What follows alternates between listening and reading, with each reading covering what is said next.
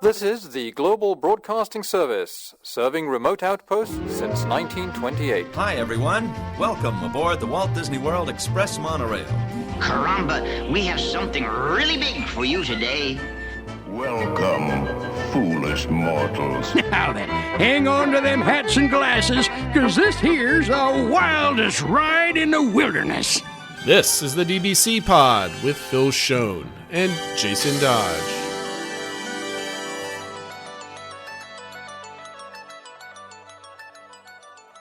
Hi, friends. Welcome to this week's pod. This is the show for the week of September 23rd, 2024. On the show this week, lots of games. We've got games, if we have time for them, because typically we always run late with games. It's a slow news week. It's the end of the fiscal year for Disney, so I think a lot of things that are supposed to be happening are going to be happening in their own time, but in the next fiscal year, which happens in, 8 days? 9 days from now? Something like that, yeah, about a week and a half. So here we are. We're going to fill in with some games. We're finally going to complete our rank 'em games of the quick service restaurants, this time in Magic Kingdom. I totally forgot we didn't finish this because we had interviews, we had your vacation, we had D23, we had last week where we forgot to do them. So here we go. Well, I was trying to remember if we had done it or not. And I was like, and part of me, I was like, no, we must have finished it. We talked about that. And then I was like, not according to the spreadsheet. Nope. So if this is a duplicate, either A, we have terrible memories, which could be a thing. 2, somebody deleted the spreadsheet entry, or this is actually true. We got to do the Magic Kingdom. So we're going to do that today. But before we start, we're just going to ask you to like and subscribe on YouTube. If you're a YouTube watcher, hit the little like button right now. Please go right down there and check it. Maybe leave a comment. My sister left a couple comments for the first time in a while, so I appreciate her. Shout out to my sister Alexis. Thank you very much. And of course, join the Discord server and join the conversation. We're going to start up the DBC engagement question again down below. So wait to the end of the show to listen to what that is, or check Discord tomorrow morning. All right, Phil. What are we talking about today? We're going to touch on a couple. Actually, one topic that you want to bring up and more Disney type planning kind of questions I have. So why don't you start first? What's going on at your Disney World? Yeah, so there's, as Jason said, there's not a lot of big news about the parks or anything going on, but one big topic for the Disney company is who is going to be the next CEO, assuming Bob Iger actually does leave at the end of his contract at the end of 2026. And we know that the four kind of heads, the different chairmen are kind of the leading candidates, and they've been starting to be groomed. Like they're going through all the vetting and the processes and training and stuff like that.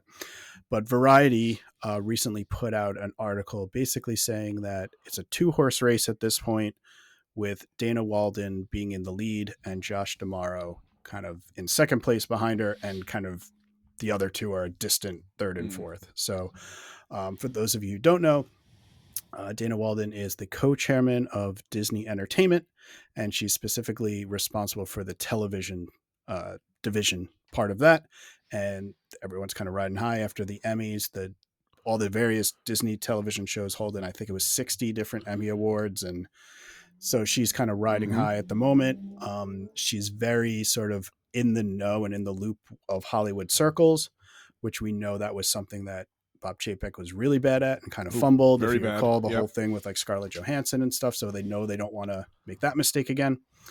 And she's also, at least according to the Variety article, seen as the closest quote unquote spiritual successor to Iger. So if you kind of want to keep things going and kind of have his attitude, having her move forward would make the most sense.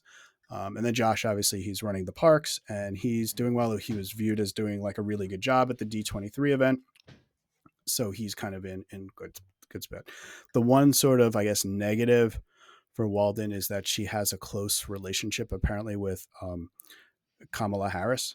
So we know how Disney might want to avoid the politics and stuff like that. Even I saw a lot of kind of negative comments even already around that. So that's viewed as one thing that could, maybe they want to avoid that. But in my opinion, any negative comments would have come anyway. So if it wasn't this, they'd find something else. Yeah. She's a woman. She's this. So like this is a group of people that, just want to be horrible people on the internet. I personally don't really have a horse in the race. I don't think that is even the appropriate term. Like, I mean, like, I'm assuming both of these people are highly competent people at their jobs, at their respective spheres. Dana Walden has oversaw a lot, like you said, a lot of the Emmys, a lot of the things. So she's like a very competent person. She knows how to bring talent and experience forward. She's very well known in Hollywood. She has those connections, and that's always been like a, a backbone of the success for the company, from Walt to Eisner to Iger, etc. We saw what the opposite was, like you mentioned, with JPEG. Josh, on the other hand, has seen, the backbone of the company for the last half decade or so has been the entertainment portion of it, the cruise lines, the parks, the experiences sector, which he's been brought up in.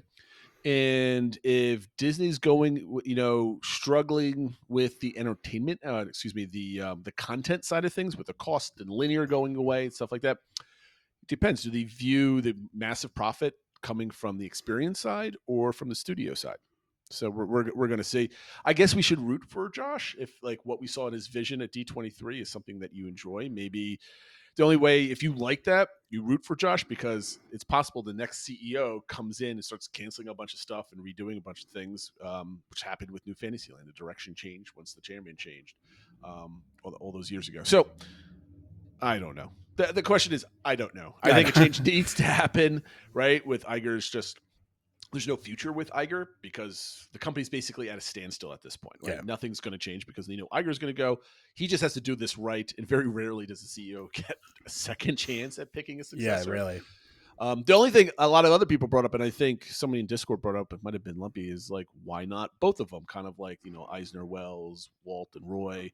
The company usually seems to do very well when there's two people, but I don't know if Josh is the creative one where Dana is not, or vice versa. I don't know how they would mesh together, but we'll see. I'm interested to see how it shakes out. Yeah, I agree, and that was kind of what I was wondering too. Was maybe if Dana has more of that kind of the Iger acumen and vision and connections, maybe it makes sense for her to kind of be more the face and dealing with the investors and stuff. And Josh is kind of maybe elevated, but not fully to CEO, but like kind of given a more important title and raise and stuff like that. And clearly, like, the parks and entertainment is like yours. You do what you want, but she kind of is the face of the company or something. So it's kind of that co-role, but yeah, in a little Eisner bit of a and Wells different were way. CEO and COO, right? So it could be something like that. Yep. The interesting thing that you mentioned, though, with Josh kind of doing this and Dana being the face of the company, I think that might be interesting because Josh is a very public face, right? He does very well in front of people, is very much the politician. He knows how to speak in front of crowds and everything else like that, which would lend him to be the public face of the company, right? Because he has a very polished public persona, I guess you can say, if you want to call it that. I don't know if Dana does, but maybe she does. I don't really remember really hearing her speak or had any reason to. Do you want the CEO of one of the largest, if not the largest, entertainment company in the world being somebody that's out there? Maybe you want that person running all the gears and cogs of a moving corporation like that, behind the scenes, taking care of business, and then maybe having the second in command, or what, 1A, 1B, or the 1B to the 1A kind of being the face and saying things. I don't know. Maybe that works.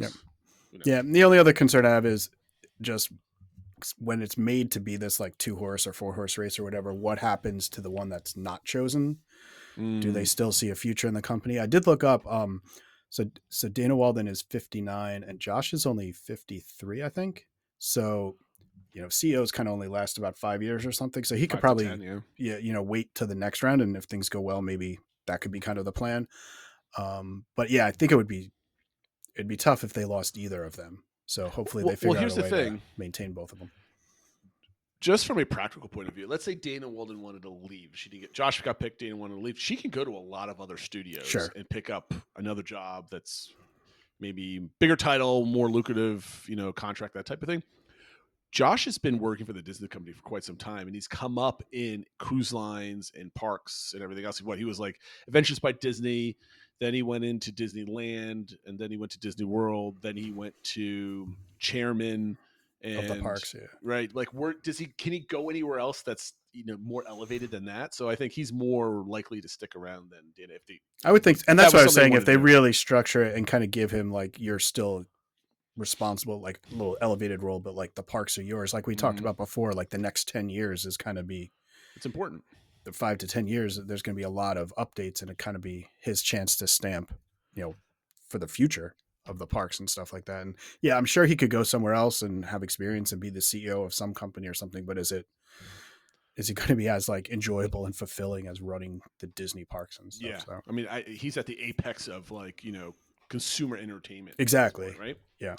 So the only other thing I would have a concern about if either one is chosen and the other one doesn't have either the sufficient humility to stay or congratulate or doesn't have like, hurt feelings or whatever. The board, if they elevate both to a certain matchup or whatever, can the board please not do what they did with Chapek and Iger, and one stayed on was kind of really the boss, but not so much the boss. And there's, reason. No, it definitely has to be that division, and like you said, there has to be a definition. It's one CEO and one COO or whatever it is. There has to be defined roles. It can't be like you're in charge, but I'm also kind of sitting next to you, watching what you're doing. Exactly right. Like Josh, you're in front of you're in charge of all the parks, but I get final say. So it's just, I mean, like, of course, CEO gets. But anyway, we're getting too far afield on that one. But so we'll wait and see. When do you think we'll find out who the next CEO is going to be? How about this? I'm not going to say that. What is a good before and after date that we're going to find this out? It's definitely good. It's because Iger's staying till the end of 26, but I definitely think it's going to be named next year. I would say by the D23 event next year, we'll know.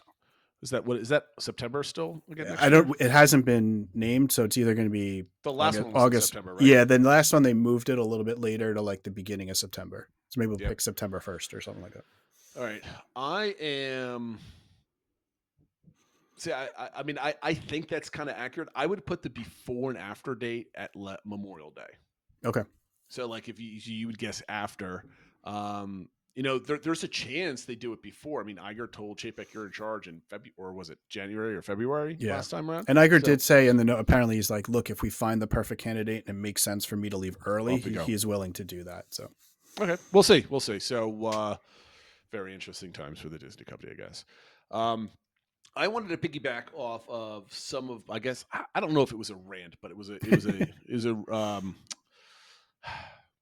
I was super excited about all the planning that I had to do, that like I was kind of all over the place last week. So for those that you were listening and actually followed what I said, I really appreciate it. I want to very briefly go over some of my planning strategies and how I'm doing things. I haven't been successful with them yet. I've tried to articulate this to my kids and my wife, and I think I failed on how to do this because it's a really good idea in my brain. I don't think I'm articulating very well. So maybe I could use this time to kind of exercise my brain and kind of going over some things. And I started explaining it to Phil before we started recording, and I stopped myself. This is why are we doing the show? We're not recording. So here we are. So I said before that next year in my family vacation, I kind of want to do a bingo card. This is before the 7-day multi-pass thing came about. And so now that kind of throws a crimp at things. But essentially, I want my vacations to be more spontaneous, less rigid of we're going to this park this day, this park this day, this park this day. So all of my next 2 trips have hoppers attached to them, so we can kind of be flexible in where we want to go. And specifically for my upcoming trip, we have hoppers. We don't have a defined schedule. Like my wife wants to take things easy, and I'm okay with that. I certainly don't want to be bouncing from attraction to attraction. Like, okay, where Genie Plus used to lead you by the nose and you just ping pong across the parks and you don't have time to rest. You're always constantly on your phone looking at things and project managing things. Don't want to do that whatsoever. So my object is, I want to create blocks of time. Most people, like you mentioned before we recorded, in your spreadsheet, you always write down morning, late morning or lunchtime, early afternoon, evening, right? You kind of split your day into quarters. And, when you fill in your spreadsheet, you're filling this in before you go down, right? So you start planning and you start filling your blocks up. But once you're there, the structure is pretty much set 90% of the way through, right? I, however, don't want to build a spreadsheet and go to my wife. Okay, today we've got this here at 9, then we're going to go here at 11, then we're going to go here at 4, and then we're going to do this at at the end of the day type of thing. So I want to be able to build blocks of time, 4-hour segments. Time is irrelevant. Of things to do. For example, we have one thing that we want to do is we want to go into Magic Kingdom early in the morning. Attempt to get a Tiana's Bayou Adventure virtual queue, maybe go on a ride or 2. But primarily, we want to go in, get coffee and breakfast, and from the bakery, and bring it to Casey's, and kind of eat at the tables there as the sun's coming up and the day's starting and music is playing and the crowds aren't sweaty, massive people just yet. We did this our last adult trip and it was quite lovely. We were sitting there for 40 minutes before we decided what we wanted to do next. So that's a good block of like 3 hours, right? Or so, you get your breakfast, you go on a ride or two, and then the rest of the day opens up. But we don't know what happens after that. We have some dining plans. We have dessert party I booked this week. We have some other dinner plans, that type of thing. But okay, we want to go Nomad Lounge and maybe go on the safari, go to the Nomad Lounge and relax. We want to go and sample as much of the food and wine offerings as we possibly could. We want to do Magic Kingdom fireworks. Again, we want to build these blocks of things that we want to accomplish. So as we're sitting there for breakfast, instead of saying, what do you want to do next? And kind of me staring at my phone, maybe get a multi-pass and try to figure out rides and stuff like that. We can say, okay, well, we've got pool time. We can do pool time. We know we wanted to do that. We know we wanted to go over to the Grand Floridian and check out the bar, or maybe we can see if there's reservations. Well, in any case, just think of it. We want to get a whole bunch of Post-it notes and be able to kind of build our day on the fly. And I think I said like a choose your own adventure after each block is done and be able to kind of select. So this way we don't get hampered down on the schedule. We don't get disappointed if we miss things, and we're not constantly thinking about the time. We're just going from activity to activity and having a good time. So I'm curious if there's anybody else out there that has kind of planned their day that way or planned their trip, kind of leaving it open to your whims, I guess. We've always been talking about the vacation. I think this is the best way to do that with still having some structure rather than whatever. I mean, I definitely like the idea of kind of planning these blocks where it reminds me a little bit about how I always ask my kids or the family, kind of like what are your must-dos? Exactly. What are your priorities? But usually those are sort of one thing, like a ride, a restaurant, whatever it is. This kind of seems like defining things you want to get done kind of in an area of the park, or a couple of things that are kind of combined, but you're kind of leaving it up to the day to know the exact order you're going to do them in. Yes. But at least it's like, well, we know we want to do A, B, C, D at some point during this trip. Because I always say, like, I need to have some sort of plan. That's why I use the spreadsheets. You don't have to use a spreadsheet, but I think you need some basic level of planning, because the last thing you want to do is spend thousands of dollars, get down there and say, what do you want to do? I don't know. What do you want to do? Well, I don't know. What do you want to do? Like, I mean, I jokingly tell this story all the time with my wife, obviously sitting next to me. Is there was one day when our first child was still an infant, and we were finally getting our first like date night out. And my mother came in to babysit for the evening, and we got into the car and we had absolutely no idea where we were going. We were sprinting to get out of the house and be alone for the first time in a while. And we're like, oh, we have nowhere. So we just sat there on our phones for like literally 30 minutes looking up restaurants to try, something else like this, something we've never done before. And all of a sudden we've wasted an hour by the time we got like our first glass of wine at the restaurant type of thing. So I want to avoid that. Yeah. My wife's not a very good planner. So she's like, I'm trying to explain this. Let's create sets of activities to do. She's like, well, only thing I really want to do is I want to do Tron, because I didn't get a chance to go on that last time we were there because of she had a rib injury. And I'm like, okay, but that's not a block. We can go do that. We can go spend $40 and get in and out of that within 30 minutes if we're lucky. But that's not. So I'm trying to explain to her, and she's like, she wants to basically she wants to say, I just want to relax. And I'm like, that's fine. What does that mean? Does that mean you want to sit by the pool for 4 hours? Do you want to sit by the pool for an hour? And when we're sitting there and you get tired, or maybe it's not sunny out, what would you like to do next after that? Oh, I don't know. Well, that's a problem when we're spending a lot of money to be on the property for 3 nights. So the way I'm viewing this is creating blocks of time. So I think that allows everybody, like you said, you go around asking your whole family things that they want to do. If I can get everybody to create their own blocks, or just at least my wife, I know that she's happy and gets stuff that she wants done. Well, even if it's nothing, but okay, we're going to go pool time here and kind of stick it in this little slot, or be able to choose that. I think it's important, because otherwise my wife's going to be like, you always plan so much. We're always going to go crazy. I'm like, but I asked you 60 days ago what you wanted to do, and you kind of shrugged your shoulders and you let me plan it. So I'm trying. Maybe you could even like when you get these blocks, and like, maybe they are. It's Tron, and you want to do that at night or explore that area, or pool time or spa Mm-hmm. time, or whatever they are.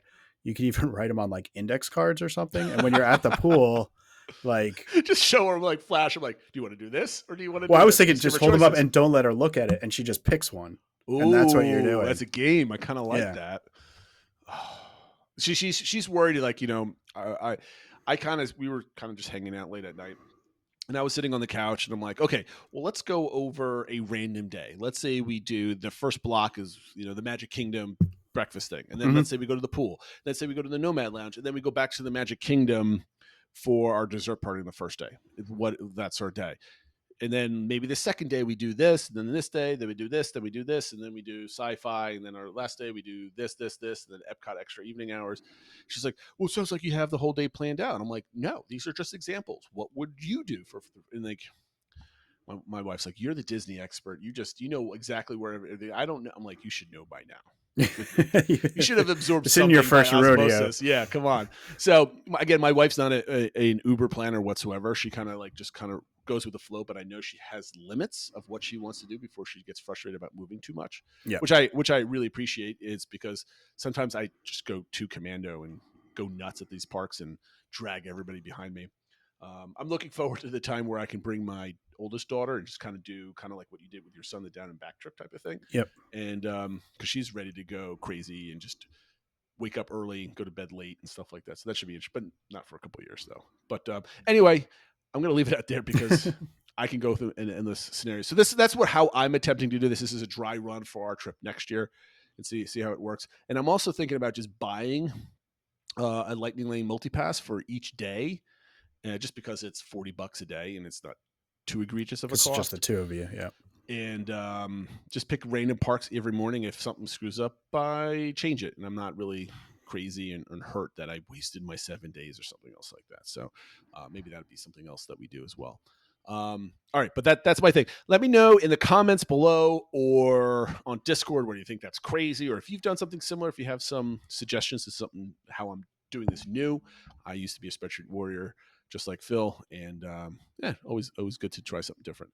All right, Phil, we're 20 minutes into the show already. I don't think this is going to take longer than 25 minutes or so we can play our second game, but let's go ahead and play Rank 'em once you set it up. Yep. So for those of you who haven't heard Rank 'em before, it's where we take a topic and rank them, but not just saying like, well, this is best, this is second, blah, blah, blah, is we go through different categories and score them by these categories and then see who winds up with the highest total score. So as Jason mentioned, this is going to be our last one around the theme park quick service meals, restaurants. And we have the Magic Kingdom on here, and we will be rating each one based on what we think of the menu. Everything is a score of 1 to 5, quality of the food, the value of what you get, the theming, and then the overall vibe when you're at that location. And first thing that comes to mind when I was listing out all the ones for Magic Kingdom is there really aren't as many in the Magic Kingdom as I thought there would be, considering that it's the most popular theme park in the world. So it had less than a lot of the other theme parks. And I'm even including some smaller ones like the Friar Nook and things like that, because otherwise there would have only been like 4 or 5. Hey, the Friar Nook is a spot. Let me tell you. Well, that's another reason why I included it, because I know it's one of your go-to breakfast locations. Yes. But so we have them all in alphabetical order, which meaning the first one is Casey's Corner, which is obviously on Main Street, and according to the Disney website, you hit it out of the park with American baseball's favorites, hot dogs, mini corn dogs, and French fries, and soft drinks are also available. So obviously it is a fairly limited menu with basically just different types of hot dogs with different toppings, and of course the mini corn dogs, which are quite popular with a few people. They currently have 2 different plant-based dogs going on now, and then a street corn French fries. They kind of switch up a lot of the fries and the toppings, and kind of they always have a specialty one. Right now it seems to be Chipotle barbecue pork and street corn topped hot dogs and fries and stuff like that. So pricing range, like that one is the most expensive. It's $15.79. All beef foot long hot dog that comes with either French fries or oranges is $12.79, and it has some side drinks and stuff like that. Obviously no alcohol, being in Magic Kingdom. But so overall, what do you think of the menu at Casey's Corner 1 to 5? First, is this where I get to be the person that complains about the new uniforms that Oh yeah, costumes? we didn't. for God's That sakes? was a news item that we didn't comment on. Yeah, for if you hadn't seen, they have new cast member outfits, costumes for Casey's, and they got rid of the highly themed baseball kind of uniforms that were super unique, and they would always start the day with like a first pitch and stuff like that. And now it's just, I mean, they look okay, but they kind of look just more generic. What are you gonna do? I don't know. It's not ruining my day. I chuckle at the people that take that way too seriously. I mean, yes, it's disappointing, but like again, it's just whatever. Anyway, what do I think about the menu?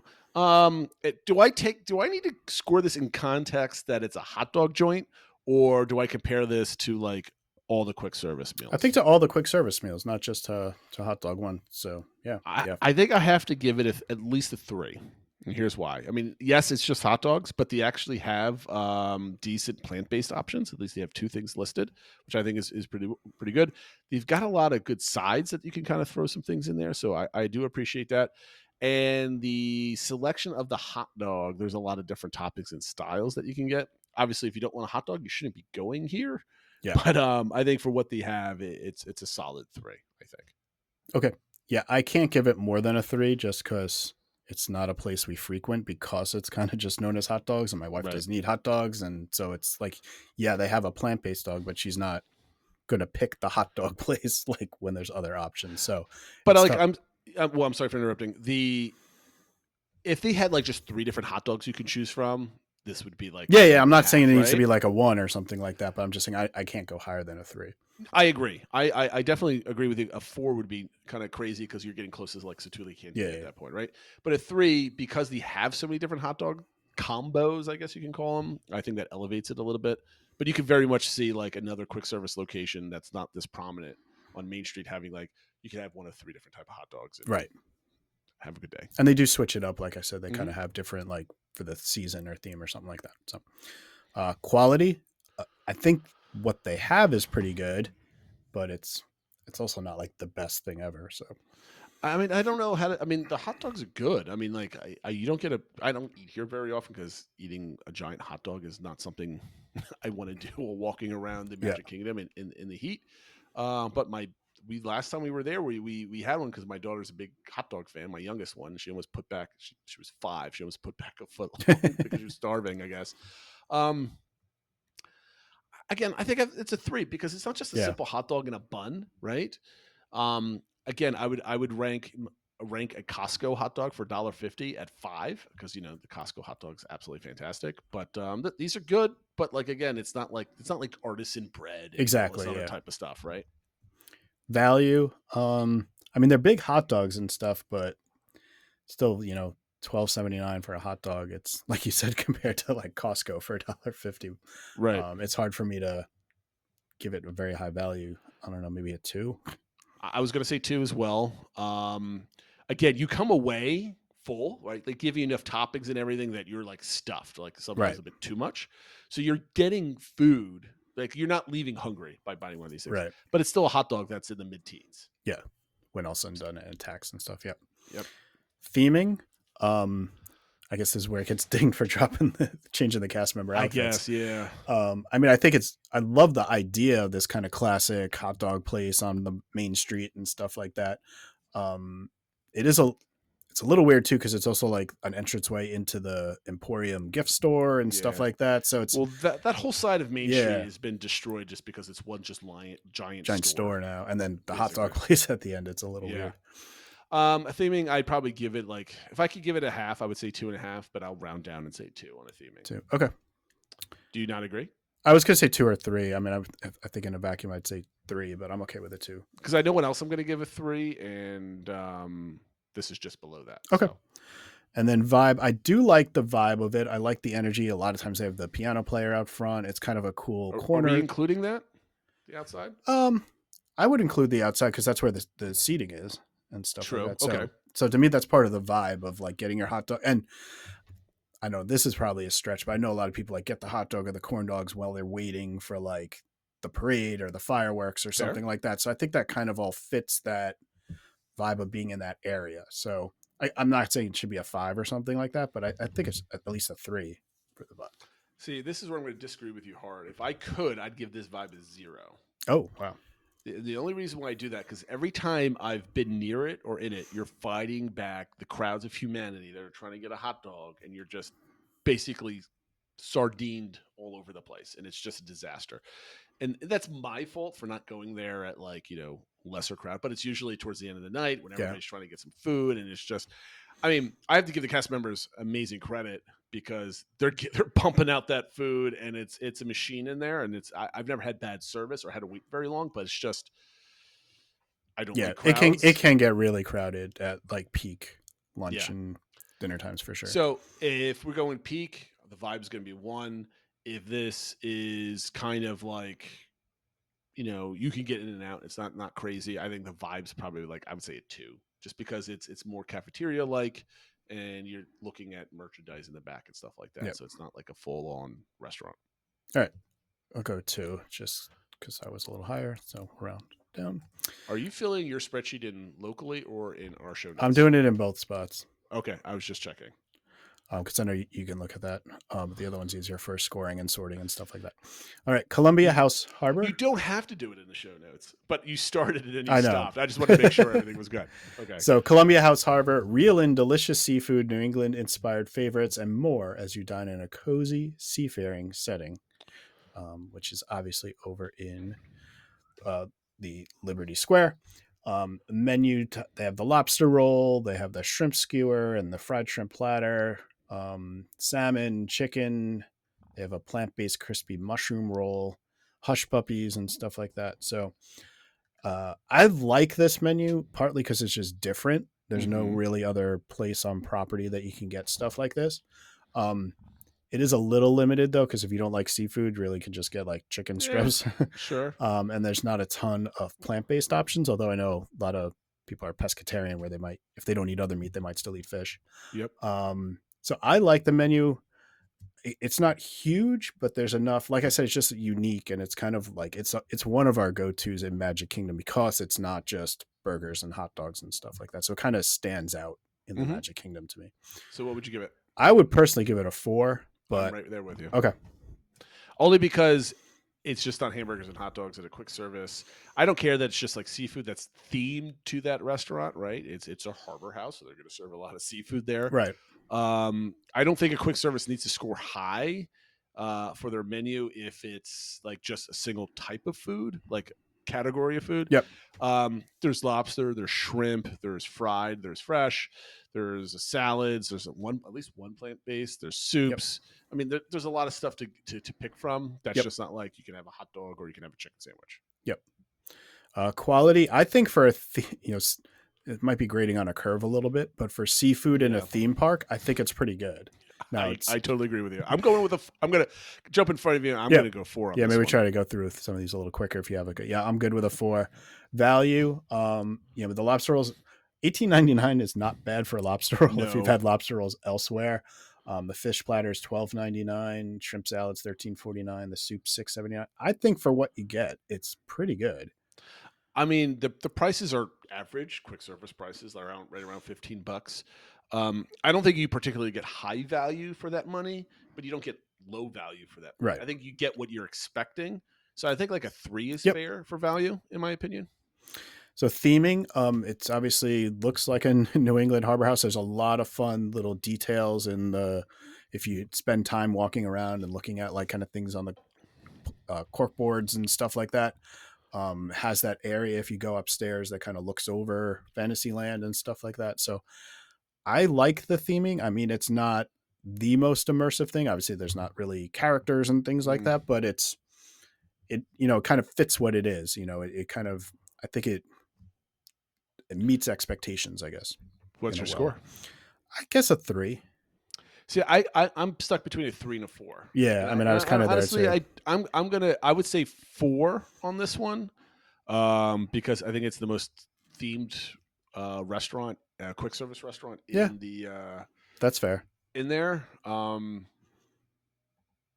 it's just I've actually never eaten it here before. I've only gotten like mobile order. We always sat outside. Because the last 2 times we went were in 21, 22 during COVID times, and we didn't want to eat. We wanted to eat outdoors for the most place. Sure. Last year we didn't go. I think I'm going to make it a point to see if I can go and eat in the top floor Yep. this time when we go around, because we don't have to pull kids around with us, which is going to be great. And Vibe, it's another one though that when it's like crowded, it can be stressful. But if you go kind of in an off time, it's actually can be pretty quiet and relaxing, and it's a good place to recharge. So, I'm probably like at the best of times it's like a 4. At the worst of times it's like a 1 or a 2. So maybe like you can say that with any quick Yeah. service, right? So I don't know. I think the Vibe is only. I think it can peak at a 3 because the theming is good, but the Vibe is like still old school. Yeah, it still feels like old school quick service kind of whatever. cafeteria-ish the way you order and stuff. So maybe just a 2. Oh, you want to go down to 2? Okay, I'm with you on that one then. Okay, that's fine. Cosmic Rays. Starlight Cafe. Explore a galaxy of enticing options from our out-of-this-world bacon cheeseburgers to chicken strips to plant-based burgers. Plus, I have a blast enjoying the stellar music entertainment from Sunny Eclipse. So this is an option. Obviously, I think almost everyone's been to Cosmic Rays with I think it's the largest or the dining location that serves the most food in the United States or something like that. It's like crazy how much food it like pumps out with all the different bays, and just it's kind of the go-to for a lot of families. This is where people go because it's large, it's obvious, and you don't even know that the Harbor House even exists. Right. It's very obvious, and I think it has a little bit more variety with it's kind of just burgers and chicken and salad and a Greek salad, and has a patty melt plant-based option. But usually I think almost everyone in the family can find something they'll like here, which is why chicken. Why it tends to be a go-to for a lot of families. But I think it's simple American fare. Yep. Which is probably not good enough for Disney and for Tomorrowland and stuff, but obviously enough people must like it because it works for it. Menu, I think it's pretty simple. I think it could be expanded a little more. It does do things during the parties. So it does have that does not count. That does not count. If we're taking that, if we're not giving them any credit for that, then I think the menu's only like a 2. I would say even a 1, just 1. because it's hamburgers and chicken sandwiches. Now, they did have, and I did not get this the last time I was there, and I kicked myself for it, but they did have a very delicious looking Thanksgiving sandwich there last Christmas, and I did not get it because we were rushed. It made me sad. So quality, it is what it is. It's a Disney burger and stuff like that. So. But the plant-based burger that my wife had a couple years ago, I remember it, and the hamburger, they're not bad, right? Yeah. I mean, like for what it is, like I kind of want to say a 3 because it's not disgusting. You get what you're expecting. It's a chicken sandwich or whatever, and it's not the chicken sandwich is not like a slimy little overcooked chicken breast on 2 pieces of bread, which you might find like at a Wendy's or something else like that. So I would say a 3, unless you can argue me down to a 2. No, I'm okay with a 3. I can't go higher than that. But like you said, it is kind of what you expect. It's not below expectations, but it's not blowing you away either. And you want a 3rd pound Angus bacon cheeseburger, that's what you're getting. Like, and it's not terrible. Value, the bacon cheeseburgers are like $13.29. Greek salad with chicken's $11.99. It's okay. I mean, it fills you up. I think it's a 2 only because I don't like the fries here. I think they're the thinner fries, which really always irritate. Some people like them. That's not for me. I like a nice steak cut fry if I'm going to have it, or like a waffle fry or something. But these fries are like those little straw fries, and at least unless they've changed them. So I'm not a big fan of those. Okay. Theming, and so for theming and vibe, where do we factor in like Sunny Eclipse? Now,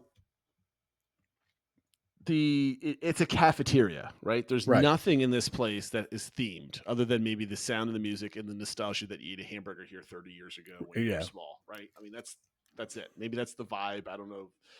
Nostalgia, where we always put that. I think that was in vibe. Theming, like this would be a 1 if Sunny Eclipse wasn't animatronic, wasn't sitting there, playing music. And so I have to give the theming a 3 just because of an animatronic. We love a good animatronic on the show, and it's unique, and it's something to entertain the kids, and it helps with the nostalgia, and it fits the theme. Like it's kind of the one element where they goes a little above and beyond. There's never a time I don't see at least 5 to 10 kids dancing in front of Sunny Eclipse. So how can you go wrong? You can't go lower than a 3. And then similar with the vibe, Like, man, I mean, the place is big enough that it's never packed where you're feeling like you're sandwiched in. You get the food quickly. There's seating inside. You got Sunny Eclipse dancing. You got seating outside. Plenty of it. I've never been able to get good sitting. There's even the lines going back there for the bathrooms and stuff like that. There's never crowded. There's a lot of space. Like I think the vibe for what it is, it's like I think I have to give the vibe a 4. And I don't know how I'm doing this for Cosmic Rays. Because that's like I was thinking like a 2 or something. Here's why. And maybe you disagree with me. Maybe you could convince me I'm just nuts. Right? You got the whole Sunny Eclipse thing going on, right? So there's a dance party always going on, unless he's broken. Yeah, well. But like, right? Compared to like Casey's and some other places, this is big enough where you don't see people pushing each other. Everybody's usually patiently waiting online. You don't see people hovering around like in the Mexican Pavilion just searching for a table. There's never really I even during the most crowded times, you never see people like rushing in and out and like desperate for food or whatever. There's plenty of lines to get into. It never looks like super packed. The bathrooms in there again are always clean that I've been in them. And there's a water bottle filling station in here, which maybe for another section, I probably should have put something in there for that. To me, it's a vibe where, yes, it's a cafeteria. It is what it is, but you've got an animatronic dancing. People are having a good time, and it never seems to be awful in there. I mean, you're in a cafeteria and you're ordering a crummy burger or a chicken sandwich, and it is what it is. But you're never unhappy for being there. So I don't know if you want to bring that down to like a 3 from my 4. Yeah, I don't think I can go more than a 3 because it just has that. You go ahead and say your thing. To me, it just has that cafeteria vibe, like plastic chairs and tables and stuff. And I've always found it hectic. Like maybe it's not the worst as far as it, but it just feels like it's always loud. I don't know. It's not a place I want to spend time. I mean, I don't want to spend any time in any of these quick service places anyway, but like I get what you're saying. So that's that's the other side of the coin. Like we only gave Columbia Harbor House a 2 for vibe. I'd much rather eat there. Like as far as like just sitting down at a table and eating in a place. So if you want to see Sunny Eclipse gets you a +1 over Harbor House, I'm okay with that. Okay. So 3. The Friar Nook. Tuck into a tasty American cuisine and crowd-pleasing picks at an eatery inspired by the classic Disney film Robin Hood. And it is a very limited menu. It's more of a super kiosk thing. Obviously, it does, though, have breakfast, which is where you can get sausage, egg, and cheddar bagel sandwiches and sausage, when I was there, ranch they had tots and stuff. And you can also get a hot dog for breakfast, which is, hey, you do you. Well, let me say this. When I was there last time, they didn't have the bagel. They had a pretzel bun, which I wasn't as super. I mean, it was delicious, but I was expecting, because the time before that, I want to say it was like a croissant, which was like a buttery just croissant. It was absolutely delicious. So I think the breading changes on here every so often. And I might be the only one in the history of Disney podcasting that knows the difference between the breading and Friar Nook breakfast. Maybe that's my specialty. I got to change my name to the Friar Nook. That should be your Twitter handle. Yes, exactly. But yeah, you can get like the Princess Tiana sipper there. They have a mac and cheese hand pie with cheese sauce, because I guess you need more cheese. You can also get Tiana's beignets there now, as well as at the Golden Oak Outpost. I gotta try those. S'mores cup dessert. They have a couple like slushes and things like that. So it's a very small menu, but it also has unique items. There's menus of one. Yeah. There's not a lot of selection here. Yeah, I mean, the only reason breakfast menu. I could slightly argue for that is because it does have a breakfast item and it has some unique things that you can only get there. That was the only reason, but it's very small. So I'm fine with a 1, but that would be the only reason I would argue more than a 1. Yeah, I mean, there's no. You go there for one specific thing. Yeah, that's basically it, right? So the menu. If we're scoring menu on diversity or options, because that's basically how we've been doing it. There aren't many. So quality. I mean, I think it's fair quality for what it is, but it's still nothing. To me, quality is a 3, right? It's not absolutely the most amazing breakfast you'll ever have, but it's good. Like I equate it to like if you're in the Northeast, like Dunkin' Donuts, like plus, right? Yeah. Like Dunkin' Donuts doesn't make a sandwich this way because they all make the small ones. This is better than fast food type of breakfasts. Again, if you're in the tri-state area in the Northeast, like you go to a good diner and get a good breakfast sandwich, that's what this reminds me of, right? Yep. So, I mean, a 3 to me is solid. Value: the breakfast bagel sandwich is $8.99. The tots are $10.49. The hot dogs $10.79. I don't know. It's like a 2 or 3, right? I mean, every time I've gone there, $9, you get this big old sandwich that's loaded. Like you just need one of these things, right? And you get they don't measure out the tots; they're just piled on there. To me, the value's a 4, at least for breakfast, right? Only because you get so much food and it's $9. Yeah, right. You're not in the double-digit dollar range with the main breakfast thing. That's the only reason why I said it. I mean, even when you get like a all beef hot dog, it's $10.79. I think it's the same price at Casey's for that very same thing. Yeah, the foot long is $12.99, so it's a little Correct. cheaper than that. But obviously, this is a little smaller. But you do get tots with it. But again, I think I think the value for breakfast is a go-to breakfast place for me. That you just want to jump in there and get. And unfortunately, we might be just getting that again and then walking it back to Casey's or something to kind of sit there in front of the castle. But no, I think the values are 4 only because I know I am extremely biased in this. When you can get a good meal that fills you up for less than $10, that gives you a +1 in my opinion. Fair enough. Theming: I mean, it's just a kiosk and stuff. I mean, it's kind of nice in Fantasyland and stuff like that, but there's not like really a lot of theming. Yeah. I mean, it says it's themed to Robin Hood, but if they didn't tell you, if they don't, I mean, obviously Friar Tuck, that's there is no theme. The character. There's no inside. Yeah, there's no inside. There's not really anything. Yeah. And the vibe is pretty. I mean, other than the area it's in, it's a 1. But it can get a little hectic and stuff. Because like the too, vibe is like you step 2 feet away from it, you're just in the theme park at Right. that point, right? So you're in the vibe of everything else. I mean, we took the food here and went to go sit at the outside at the Pinocchio Village House, which is down the line. So, other than like the quality and the value of what you get, there's no other reason to really go there. You just got to want that one item and really like it, like I do. So that's why I ranked it high. I dragged the score up, Phil. Okay. There you go. The launching pad, ready for blast off. Fuel up with out of this world specialties, including all beef hot dogs, specialty pretzels, chips, and more, and then top it with a frozen carbonated beverage or water. Another relatively simple menu, but they do also have breakfast here. They do a breakfast bowl and sticky bubble bread, kind of monkey bread type thing almost. They also have the cream cheese stuffed pretzel, which is very popular with people, and the Mickey pretzel. And then for lunch and dinner, they do a variety of hot dogs. They have a jalapeno popper dog, a queso fondito dog, a Cuban hot dog, and then a regular hot dog, along with some of the other similar stuff. And they have all the different like frozen Coca-Cola slushies and stuff like that. This is actually where on our last trip, or my last trip with the kids, we wound up, my son ate here twice in the day. Because he was starving the first time, and we're like, well, it's here and they have hot dogs, you want it? And he went for the Cuban hot dog and he loved it, so then he wanted it again later that day. So fair. I think it gets the job done for what it is, but it's obviously a relatively small menu, but it does have a couple unique items and like 4 different types of hot dogs, and it has breakfast as well. So it's a little bit more than the Friar Nook. Yeah, I mean, I would say a 2. Yeah, 2's maybe fine. A 3. I think 2's fine. Okay, but I think it should be more than a 1. The quality food is.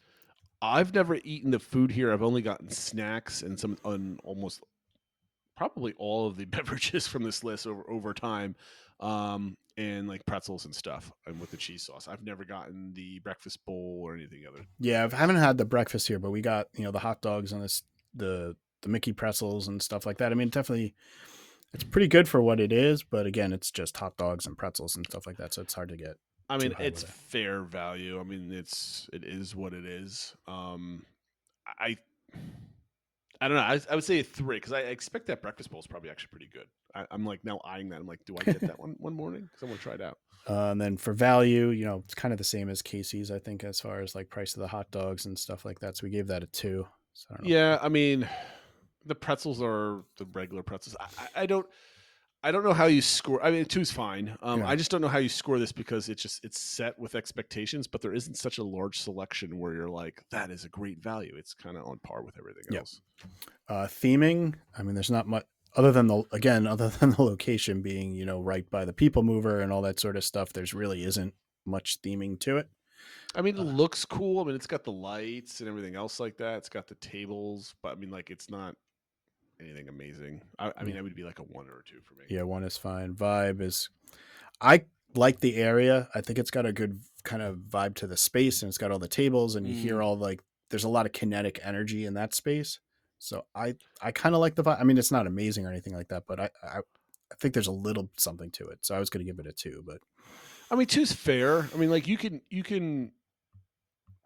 argue that it might be a 3 with all this stuff going around it, but sometimes the crowds just get insufferable in here, and it's hard to get in and out of those windows because they're shorter and stuff like that. And it has some tables outside, but if you can't get one in the shade, it's like kind of not great. So I think a 2 is fair. End up sitting by a garbage can somewhere. Yeah. So Pecos Bill, Tall Tale Inn and Cafe is next, which just had the menu change. So I know we're going to have a little bit of trouble judging that because they just changed up the menu. Oh, I can judge it. Rustle up some grub at this Old West saloon. Tell tall tales over a steamed tamale, grilled masa flatbread, or double chili con queso burger with barbecue cheddar seasoned fries, all before riding off into the sunset with treats like sweet corn mousse or mini churros with chocolate sauce. So I'm struggling with this one because before the menu change, this was my least favorite quick service on property. I agree. But the new stuff sounds like 10 times better. So I don't know. Well, here's the thing. So this place always disgusted me because everybody loved this place because of the toppings thing. Toppings bar, yeah. They could I'm just going to get one taco and then make a giant salad on the side. And the idea of people like touching the food and doing all this stuff, manipulating it, always skeeved me out, right? Like I was at a Roy Rogers like a month ago, and they have their toppings bar. That's what Roy Rogers always had, and it's just like I'm picking this out. It's like I'm gonna get food poisoning. I didn't, but like it skeeves me out. That's my own personal vibe. Yep. But from all the people that we know that are on Discord that have eaten here, and all the people like on Twitter or wherever, they're digging the menu. They're saying it's 100 times better. So just to give Pecos Bill some props, I don't think we could go below a 3, but we can't go to a 4 until we've actually I think a 3 is fair. Yeah. Quality, again, it's going more on hearsay, but it sounds like it's better quality. At least I know that the tamale got pretty good reviews and was pretty good and stuff. So I can't go higher than a 3 only because I've never had it. Right. I think that's kind of where we're going to be. I mean, I don't know about value. I mean, these bowls are usually fairly large and filling, and they're like $12.99. The flatbread's $10.49. I will say that, I mean, I guess it's huge because it's a double patty thing, but $16.49 for the burger's a little up there. That the burger is the only thing that stands out for me, but everything else seems rather inexpensive. Yeah. So I want to say the value's there, but again, having not eaten it, I could say like a 3 only because they're not $14, $15 or $10 to $12 or $12 and $13. Yeah. So I think 3 is fair until we could actually see the plate, eat it, and am I full after eating it type of thing. Yeah. Theming, I mean, it fits the area, although I think we were hoping they might retheme it to Tiana's or something like that. Right. I don't know. It is what it is. It still feels like a old school. I mean, you could quick replicate service location. Columbia's scores here with theming. We gave that a 4, so I don't know. We did give that a 4. Because they had. I mean, the theme is like a 2 or a 3. Depends on if you like the Old West type of thing. If you like the Old West type of thing, the theme is probably a 3. Everybody else is probably a 2 because it's kind of dark in there. Yeah. I don't want to say it's dingy because it is clean in there. They do a good job of keeping it through. The only thing is you can go like 2 rooms down, and there's like another room like there's like a side entrance going back towards like Adventureland on that side over there, and it's just like. It's just open, and I mean, there's, I don't know. I would say a 2. I think a 2 is fine, and probably a 2 for the vibe as well. It's cafeteria style. I've had some negative experience just with trying to find seating and stuff there, but it is large, and like you said, it is clean. I like that they have. It's not like full topping bar, but they have multiple places you can go to get like, your ketchup and napkins and stuff like that. And I don't know. It's kind of grown on me a little bit after last trip. We got some food from there and some food from the Tiana's beignets and stuff like that, and kind of ate in there. But it was a slightly off time, so it wasn't crowded. Mm-hmm. And it was like, oh, this is kind of a nice air conditioning. There's lots of seating and stuff like that. But I've had some negative experiences too. If you want to know some, I don't know if it's called history, but things that they've done at Pecos Bill, I think Kevin Perjurer has a podcast that went over this, one of his earlier episodes. I think they just released like episode 13, these random releases. But they talked about like a eating competition of like eating a giant like plate of nachos, and you got like your name on the wall or something. This was like like decades ago. Oh, wow. They did this, and they stopped it for what I guess people were getting sick, stuffing their face full of nachos, whatever. But he had a cool Hopefully show. they did that after riding Big Thunder Mountain. Yes, before. exactly. So go check that out if you have time to go listen to it. We got two more, Phil. Two more. Pinocchio's Village House or however you want to say it. But this is real boys and girls can feast on Italian favorites at this quaint cottage inspired by the classic Disney film Pinocchio. The menu is, different flatbreads. They have a buffalo chicken and an all meat flatbread, and then they have a chicken parm sandwich and other flatbreads. I don't know why they have a flatbread section, and then flatbreads listed under entrees. They also have a Caesar salad with chicken, a plant-based quote unquote cheese pizza, and then kind of regular sides, including a tomato soup and breadsticks and stuff. So it's kind of like a generic Italian place you'd find in the mall or something like that. So I don't know. I guess it's nice. The flatbreads are okay. And it's nice to twice last time. And it's nice to have an alternative to the burgers and fries. It's another place that I think is slightly different. But it's not a lot of variety. You kind of have to pick that flatbread or chicken parm sandwich or something. So if we gave Casey's a 3, I have to give this a 3. I think that's fair. I mean, we ate here twice last time because we just wanted pizzas. The pizzas were fine. They weren't like disgusting like frozen pizzas, but I mean, they're on par with the pizza I make at home where I bought pre-made flatbreads and I just put sauce and cheese and melted in the oven type of thing for the kids. So we liked it. Something we're used to. Yeah, quality. I think it's okay. It's a 3. We've been given 3. It's not great. Yeah. Value. So the pizzas are like between $13 and $14. The salads are 10 to 12. I don't know. It's kind of like everything else, maybe a 3.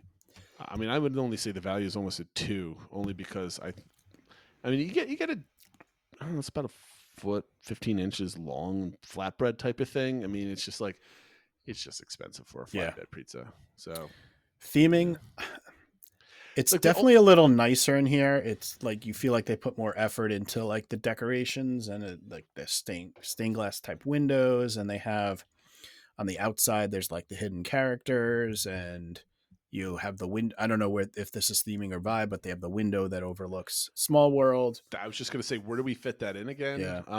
The theming, it's nice in there. I like the look of the place in there. It reminds me of like 80s, like a Burger King at a mall in the 80s type of thing with all like the brown flooring and stuff like that. So it brings back nostalgia, but it's very nice inside. It's themed pretty well. I mean, and the outside I think is themed really well.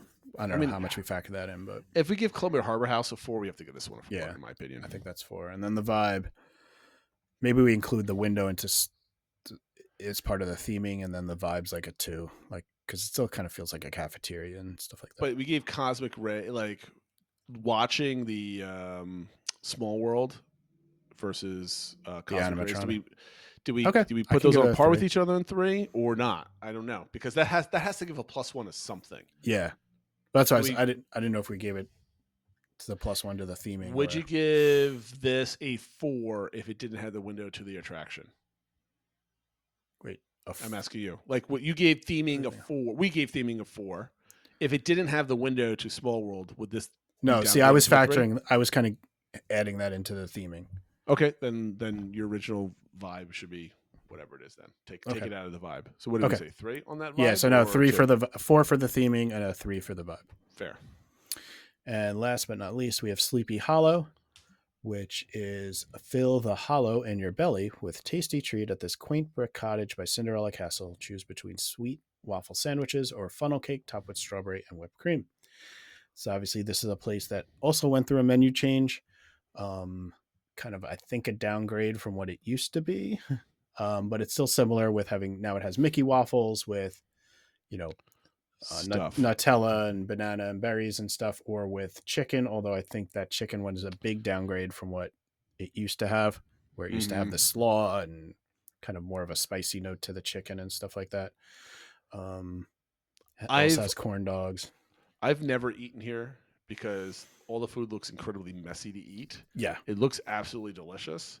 Friend of the show, Matt, is devastated by the loss of it's definitely a chicken downgrade. sandwich. While we're saying giving them credit for Pecos Bill being a big upgrade, this is definitely a downgrade. It's still not like terrible, but it's a downgrade. Let's do this quickly. I think the menu is a 2. Yep. I think the quality is a 3 probably because it's probably not terrible, but it's not great. I don't know how we can grade the downgrade on that one. Yeah, I'm only tempted to give it a 2 because I know like my wife got the one with the chicken waffle and the chicken wasn't as good as it used to be, and like she wasn't crazy. You have better experience than I do, so I'll go with you on that one. Value, I mean, it's snacks underneath $10, so I think the value is probably high on that. Yeah, I think a 4 is okay for the value because I think you could share those and stuff as a snack and stuff like that. So, I mean, theming is basically like Friar Nook. It's a 1. It's an outdoor kind of. There's thing, not much to it, and there's no vibe. vibe to it because it's usually a high traffic area. Or if it's a big long line, it wraps around the building and you get shoved in the corner there, and it's just a pain in the butt. You can never get out of that thing. Yep. So when we thought we could do this in 20 minutes, we certainly could not.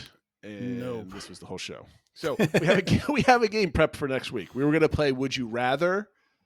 And Phil, while you do this tally, how about I give you a Would You Rather as a taste, as a tease? Okay. For next week. So I'll give. I have these. Let me ask you this first. I have progressively written these as easy, soft ones to very harsh and hard ones. Do you want to take one off the easy list, or one? Yeah, I guess if we're using list? as an example, why don't we do an easy one? Easy one. Okay, Phil. Would you rather spend a whole day open to close at Animal Kingdom, or spend a whole day shopping, ignoring your money spent and all that anxiety, at the Grand Floridian, the Contemporary, and at Disney Springs as your whole day? I would rather do Animal Kingdom. Full day. Okay. Full day. I mean, there's enough stuff for me to do there. There's the attractions. There's the vibe. There's the adult beverages. There's all the entertainment. They just brought back one of the acts that hadn't been there in 5 years and stuff like that. So I don't know. I mean, the only reason I wouldn't say that is because of how hot it can be in the middle of the day. But if we're assuming it's maybe not August, I would definitely take Animal Kingdom.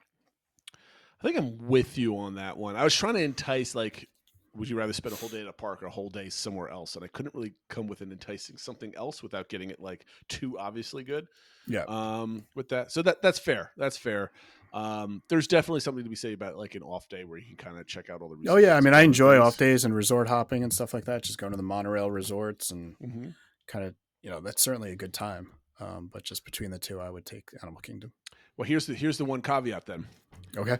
Let's include that you end the day at Disney Springs with the drone show that's no longer there. Oh. Versus Animal Kingdom, there is no nighttime. Yeah. No, that's a good point. Would that sway you? It makes it a tougher. I still think I'm going with Animal Kingdom just because the vibe and stuff like that. But that did make it a tougher decision. Okay, maybe I should have included it the first time. All right, so that's a tease for next week. We started agreeing. Do we do 5 of these? And I think I wrote like 9 of them. So I'll add 2 to them because I like twisting your brain on.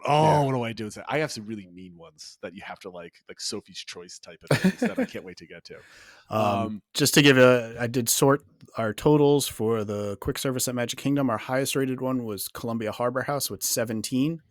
So I think all the other parks had at least one location over 20 points. So Magic Kingdom is not doing well. Then Pinocchio Village House at 15 and Pecos Bill, although that's a little TBD since we haven't eaten the new menu. Casey's Corner, down Cosmic Rays, Friar Nook, Sleepy Hollow, and the Launching Pad in last place with 9 points. But, the Friar Nook, Sleepy Hollow were 10 points and stuff. So there's a lot of lower scores here than at other places. And that kind of makes sense, I think. I think it makes sense that nothing scored super high because even while I like Columbia Harbor House, it's not Satuli Canteen or something like that, and everything there at MK is it's okay, and that's where pretty much where all the scores came in. Yeah, okay, they're 50 years old, right? Yeah, exactly. It hasn't been built with real they've been built for the utility of quick food. Yeah, serving tens of thousands of people a day. Yeah, and they haven't been built to like. Now, here's an interesting thing. I guarantee you, Be Our Guest would have scored through the roof. Oh, that's quick service if lunch. it still had the lunch or breakfast. Yeah, that's a good point. Maybe we should have added that. But it's too late. So we'll never know. Yep. A reminder for everybody for our social media accounts, please give us a follow on Twitter, Insta, Facebook, and the YouTube channel at the DBC Pod. We appreciate all of you viewing us on the YouTube channel. Make sure if you're still listening, like and subscribe below. We really appreciate it. And the DBC engagement for this week, please join us on Discord. What would your 3 quick service locations be that if you had to pick one for breakfast, one for lunch, and one for dinner? I think we'll do like a review of all of our scores in a future show, maybe next week. But you had to pick a different one. It doesn't matter where they are. I was going to ask you if we had to pick one park or whatever like that. It can be anywhere on Disney property. Maybe we should do it at the parks because we just got done ranking all of them. So if you had to pick a breakfast, lunch, and dinner, it could be at any one of the parks. You have hoppers. You have an annual pass. You can go wherever you want.